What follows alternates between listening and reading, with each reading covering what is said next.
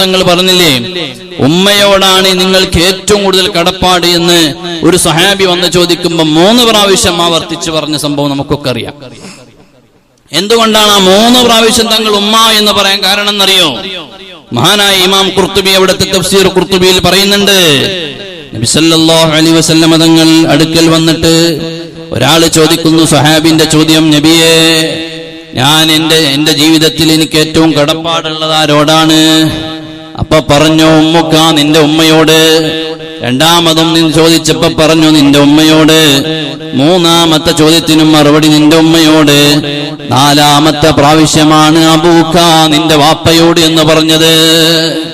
എന്തിപ്പത് ഇങ്ങനെ 3 പ്രാവശ്യം അങ്ങനെ അങ്ങോട്ട് ആവർത്തിക്കാനുള്ള കാരണം അല്ലേ?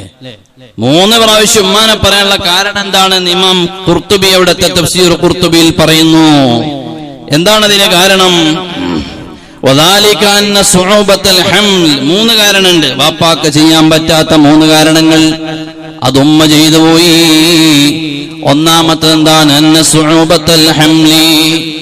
വാപ്പക്ക് ഗർഭം ധരിക്കാൻ കഴിഞ്ഞിട്ടില്ല, പക്ഷേ അത് വേദന സഹിച്ചിട്ട്, പ്രയാസം സഹിച്ചിട്ട് ഉമ്മയാണ് ഗർഭം ചുമന്നിട്ടുള്ളത്.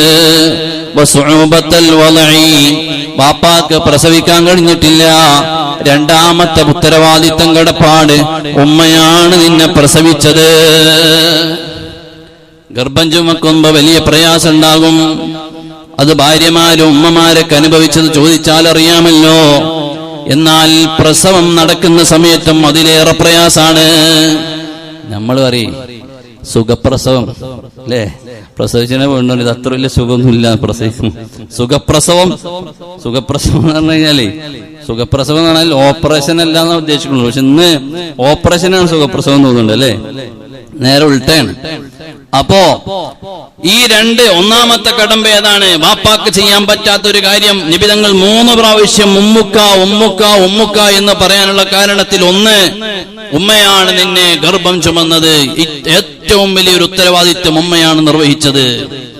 അതുകൊണ്ട് ഒന്നാമതായി നിന്റെ കടപ്പാട് നിന്റെ ഉമ്മയോട്. രണ്ടാമതായി നിന്നെ ആ ഗർഭം ചുമന്നു മാത്രല്ല, നിന്നെ വേദന സഹിച്ച് പ്രയാസപ്പെട്ട് പ്രസവിച്ചത് നിന്റെ ഉമ്മ തന്നെ. അതിലും ബാപ്പാക്കൊരു റോളും ഉണ്ടായില്ല. അതുകൊണ്ട് രണ്ടാമതും നിന്റെ എല്ലാ കടപ്പാടും ഉമ്മുക്ക, നിന്റെ ഉമ്മയോട് തന്നെ. മൂന്നാമത്തത് എന്താണ്?